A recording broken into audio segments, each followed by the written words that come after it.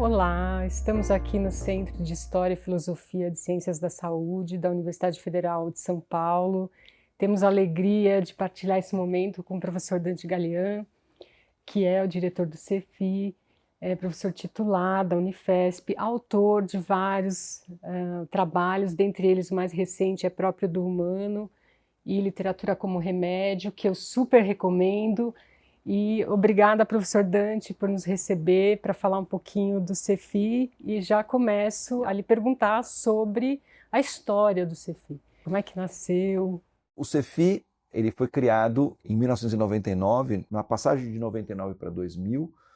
Eu sou historiador de formação, então fiz toda a minha base formativa na USP, na FEFELESH, onde eu fiz graduação, mestrado, doutorado. E na época desse projeto do CEFI, eu era professor na Federal de Santa Catarina, no Departamento de História da Universidade Federal de Santa Catarina, e fui convidado, né, aqui pela Escola Paulista de Medicina para organizar um museu. Já existia um museu, fundado, inclusive o museu tem o nome desse fundador, que é o professor Vladimir da Prússia Gomes Ferraz, que foi aluno da primeira turma da Escola Paulista de Medicina, e depois foi professor aqui da Escola Paulista de Medicina, e uma pessoa muito ligada a esse aspecto memorialístico, né? Então ele começou já percebendo naquela época a importância de guardar certos documentos, certos elementos da memória, e só que essas coisas eram feitas de forma amadorística, né? Ele era médico, né? Tinha interesse nisso, mas não tinha uma formação específica, seja na área de história, seja na área de arquivo, de museu e assim por diante. Então, o professor Vladimir começou esse trabalho, se não me engano, por volta de 1982, 83. Quando eu cheguei na escola, em 99, então eu vim com essa missão, né, de organizar esse material e, ao mesmo tempo, criar um projeto memorialístico, tanto do ponto de vista do acervo histórico, que já existia, quanto da disponibilização desse acervo de forma museológica, né? Então, a gente começou com esse trabalho, e nesse ínterim, enquanto a gente estava fazendo esse trabalho, que a princípio era uma assessoria, eu era professor da Federal de Santa Catarina e tal, conversando na época com o reitor da Unifesp. Naquela época a Unifesp era ainda uma universidade específica da área da saúde, ela recém tinha se transformado de Escola Paulista de Medicina para a Universidade Federal de São Paulo, mas universidade na área específica da saúde, né? Conversando com o reitor e com na época, a vice-reitora, a professora Regina Stella, começamos a perceber a importância de trazer um espaço para a pesquisa e para a discussão voltada para a área de ensino, nessa interface entre as humanidades, entre as ciências humanas e as ciências da saúde, né? Já naquela época, nessa virada de século, virada de milênio, né, já se começava a pensar nessa problemática da desumanização da saúde, né? Ou da necessidade de você formar um médico mais humano, né? Porque pensando nessa carência que havia, no sentido de que a formação médica caminhava cada vez mais para uma perspectiva científica e tecnológica, né? E que já na parte da prática médica, né, da assistência, assim por diante, já se identificava essa carência dessa formação humanística, né, como um elemento fundamental dentro do próprio trabalho do médico e assim por diante. Então, a gente ampliou o projeto, o que a princípio seria um projeto específico para criar o museu. De fato, nós fizemos isso, né? Criamos o acervo, estabelecemos o acervo, fizemos toda a parte de catalogação, de classificação da documentação.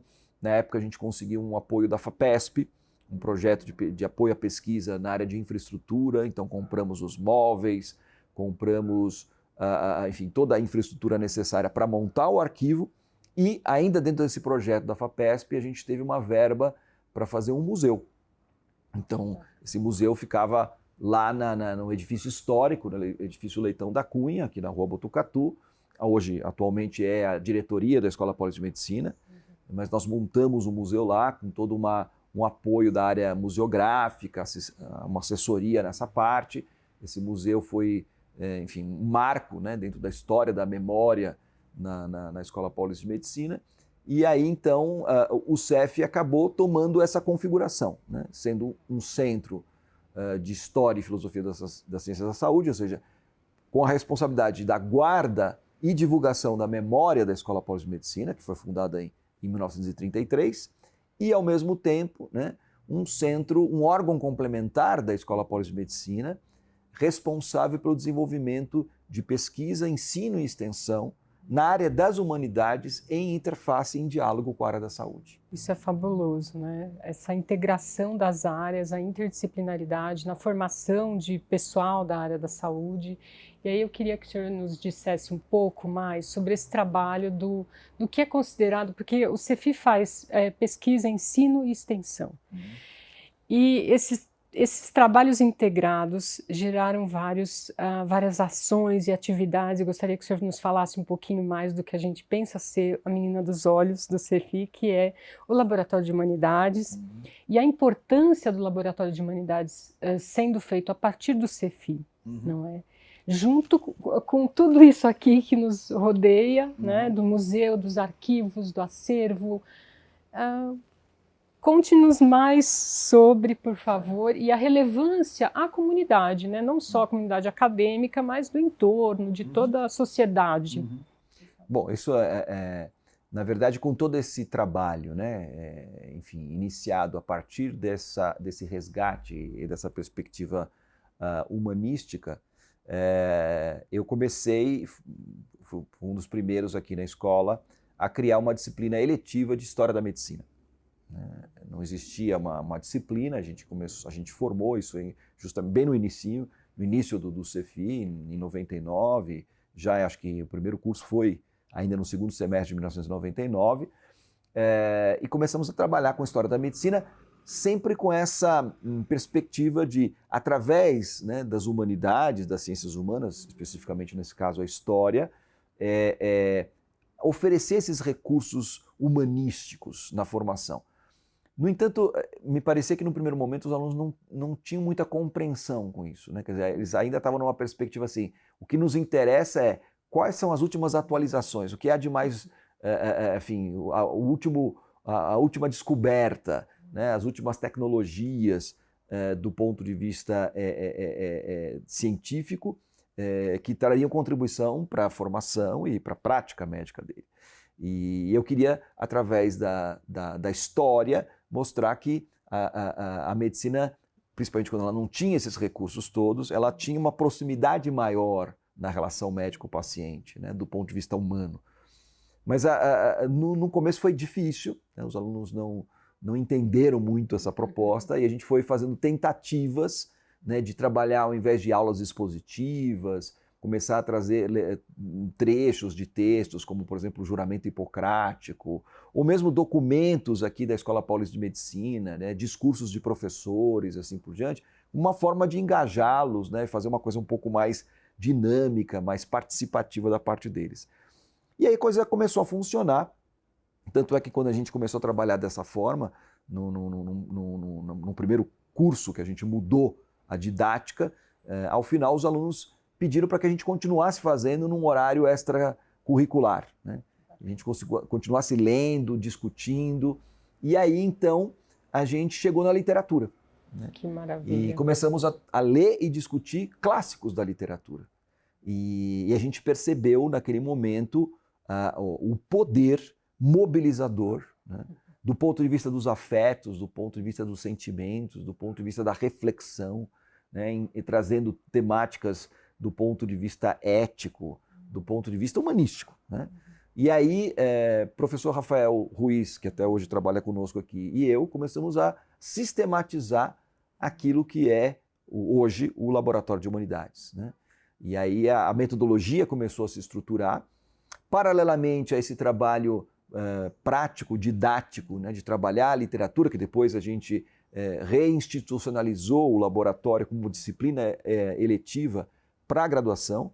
Mais tarde ele se transformou também em uma disciplina de pós-graduação e, ao mesmo tempo, uma atividade de extensão, porque hoje, desde então até hoje, né, mais de 20 anos, o Laboratório de Humanidades é aberto a toda a comunidade aqui da Unifesp, e não só colaboradores, não só professores, funcionários, técnicos, mas também a própria comunidade que passa aqui pelo Hospital São Paulo, né, pelos ambulatórios. Então a gente sempre tivemos a participação de pacientes. Então foi uma coisa bastante interessante juntar a comunidade, né, desde os docentes, discentes, graduação, pós-graduação, funcionários da universidade e do hospital e também gente da comunidade, né? E foi assim que o laboratório começou a se estruturar, se transformou também no objeto da nossa pesquisa. A partir daí a gente começou a elaborar uma linha de pesquisa que existe até hoje, né? Isso suscitou interesse de muitos pesquisadores. A gente formou dezenas de mestres, doutores, passaram por aqui também doutores já fazendo pós-doutoramento, pesquisadores. A gente tem uma vasta produção científica, alguns dos livros que a gente produziu, né? E também nos possibilitou, inclusive, ganhar prêmios, né? O mais importante deles foi o Prêmio Viva a Leitura, Uau. Em que a gente, prêmio instituído pelo Ministério da Cultura e da Educação, na época, com a Fundação Santillana, que era um prêmio de incentivo a projetos incentivadores da leitura, né? E nós ganhamos o primeiro lugar. E desde então o Labum, né, o Laboratório de Humanidades, ele foi crescendo, se desenvolvendo, e hoje a gente tem várias turmas, né, com outros coordenadores além de mim, né? O Yuri, que trabalha aqui conosco, também é coordenador, a Nádia, que também trabalha aqui conosco no Cefi, também é coordenadora de laboratório de leitura, né? Então a gente tem hoje uma presença, né, dentro da comunidade e fora até. Hoje o laboratório de leitura, como é conhecido fora aqui da Unifesp, está presente em escolas, em hospitais, em empresas, enfim. Então acho que essa é a grande contribuição que o Cefi deu, não só para a escola, para a universidade, mas para a sociedade de maneira geral. Que maravilha! Estamos aqui falando de arquivos, acervos também, não é? Eu tenho em mãos um dos livros de ata, o primeiro livro de atas, né? Da Escola Paulista de Medicina. Temos aqui também a primeira edição do jornal acadêmico, o Átomo. E aí eu queria lhe perguntar, professor Dante, sobre falar de memória hoje, em tempos hipermodernos, porque muito também do trabalho feito aqui tem a ver com história oral, né? Em narrativas, história oral, histórias orais. Então, como é que fica essa questão da hipermodernidade, tempos hipermodernos, do instantâneo, do mundo com ritmo alucinado e a questão da memória, dos arquivos, do acervo? Como é que é isso? Como é que... E a área da saúde nisso tudo, né? Já que o senhor falou há pouco que lá no começo, eu acho que isso ainda deve persistir em muitas outros ambientes em que a saúde está, o foco é sempre a novidade. Então, como conciliar isso? Então, a gente está percebendo muito isso, né, Giselina, nesse mundo, como já dizia o Bauman, né, um mundo líquido que a gente está vivendo, né, e com todo o desenvolvimento das novas tecnologias, né, as redes sociais, a inteligência artificial, né, quer dizer, tudo isso abre milhões de portas, né, abre uma perspectiva impensável, né, até poucos anos atrás, né, de acesso à informação, né, de compartilhamento de conhecimentos. Isso, sem dúvida nenhuma, é muito bom. Mas, por outro lado, foi criando uma espécie assim, de uma dispersão muito grande, né? E o que a gente está percebendo é que quando a gente se afasta demais, né, da fonte, né, a gente perde esse contato com aquilo que é essencial, né? Então a gente está percebendo que a memória, né, e a memória, inclusive, que pode ser institucionalizada ou pode ser conhecida através da realidade física, né, como você mostrou aí agora, né, quer dizer, o que representa ter o livro de atas da congregação da Escola Paulista de Medicina, desde a sua fundação até o período em que ela continuou sendo analógica, né, manuscrita e tal. Eu acho que tem um significado plausível, assim.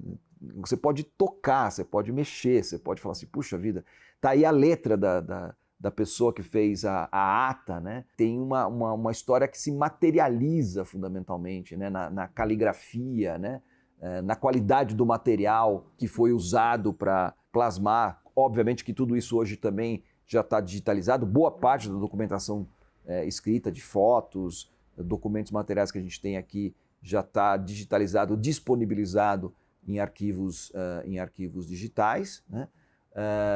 E que, sem dúvida nenhuma, ajuda muita gente hoje para fazer uma pesquisa importante sobre a Escola Paulista, sobre a medicina em São Paulo, a medicina no Brasil. A pessoa nem precisa vir aqui fisicamente para fazer, pode fazê-la digitalmente, remotamente, mas claro, quer dizer, um historiador, né, um pesquisador, ele vai querer, em algum momento, ter acesso a esse documento físico, né? E eu acho que essa questão da guarda da memória, ela é importante na perspectiva de dar um lastro, entendeu? Um lastro, né? Quer dizer, cada vez mais a gente está vivendo dentro de uma realidade que vai se digitalizando, né? E é natural que assim seja, mas a gente corre o risco de perder essa medida entre a realidade e a virtualidade, né? Ainda mais agora com toda a questão da inteligência artificial e com a possibilidade da inteligência artificial criar realidades paralelas, assim por diante, esse limite entre o ficcional e o real, né? Entre o tangível e o intangível, fica bastante prejudicada, fica bastante questionável. Então, preservar essa documentação, ter essa documentação material, eu acho que é importante como uma forma de tangibilizar, né, a nossa memória, fazer com que a nossa memória, digamos assim, não se liquefaça, né, do ponto de vista do ponto de vista da realidade, efetivamente, né? E aí você tocou na questão da história oral, você tem aí o livro 75 por 75, né, que é um projeto que a gente fez, o maior projeto que foi feito aqui na escola sobre memória e história, né? Foi quando a Escola Paulista de Medicina completou 75 anos. A gente entrevistou 75 pessoas, são 75 histórias de vida para contar os 75 anos da Escola Paulista de Medicina. Daqui a pouco nós vamos chegar a 100 anos, né? Porque já estamos em 2025, daqui a pouco chegamos na década de 30 aí, vamos chegar nos 100 anos da escola, né? Talvez aí alguém queira fazer 100 por 100, né? 100 entrevistas para contar. Muitas dessas pessoas que nós entrevistamos já há um bom tempo atrás já não estão mais entre nós, né? Pessoas, e aí a gente pegou reitores, diretores, professores, funcionários, pessoas da comunidade, desde o barbeiro, o livreiro, a Dona Maria das Becas, né? Grande parte dessas pessoas já não estão mais conosco, né?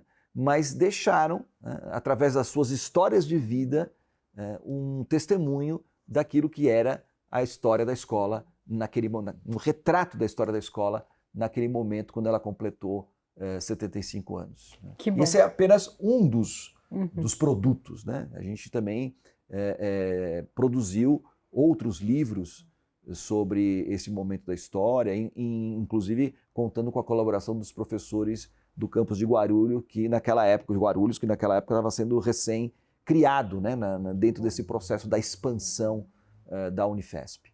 Muito bem, muito obrigada. Se quiser dar uma palavra final sobre perspectivas futuras. Também foi um grande prazer estar aqui conversando com você, Obrigada. Gisele. E é muito importante a gente ter essa oportunidade de divulgar, né, o Centro de História e Filosofia das Ciências da Saúde, né? É um centro que foi se consolidando, um centro que hoje tem uma presença e uma identidade importante dentro da Escola Paulista. Dentro da perspectiva de futuro, a gente está aí na expectativa, né, da inauguração do Centro de Cultura em Saúde, que também é um projeto que a gente foi alimentando há muito tempo, né? A gente está aí num processo a duras penas, né? Como tudo aqui numa universidade pública, a gente está num processo de duras penas de restauro, de reforma do prédio da antiga Bireme, da biblioteca, né? Aqui da Escola Paulista, que é um prédio histórico que foi construído na década de 60, com um projeto arquitetônico muito arrojado e que tem um significado simbólico dentro do campus aqui da São Paulo, da Unifesp, né, e que vai ser uma oportunidade da gente criar melhores condições, tanto para a preservação do material histórico e memorialístico que a gente tem, quanto também a reinauguração do museu, né, porque desde que nós saímos lá do prédio histórico da Botucatu, né, no Leitão da Cunha, onde ficava a exposição, essa que foi financiada pela FAPESP e tal, para que a diretoria da escola pudesse se instaurar lá, a gente está nesse compasso de espera para poder, a partir do acervo que a gente tem aqui, tanto documental quanto de objetos tridimensionais, balanças de precisão, estetoscópios, seringas, aparelhos de raio-x, essas coisas todas,